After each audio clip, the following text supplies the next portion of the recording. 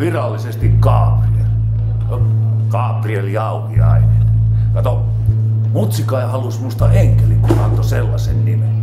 No, ei olis voinut pahemmin erehtyä vai mitä?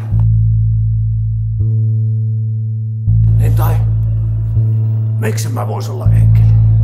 Sanos yksikin syy.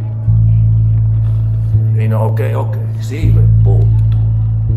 Enkeli ilman siipiä ei ole mistään kotosi. Siivet pitää olla, se on ehdoton vaatimus.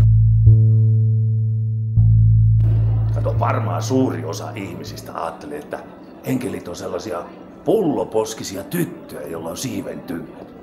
No, mutta se on pyhäkoulupropagandaa. Enkeli on mies. Gabriel on miehen nimi. No.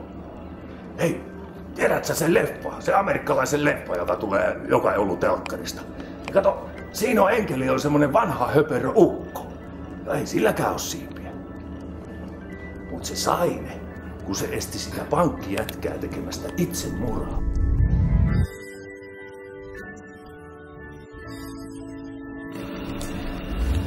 Kuule, saiskohan meikäläinenkin lentimet, jos pelastas jonkun?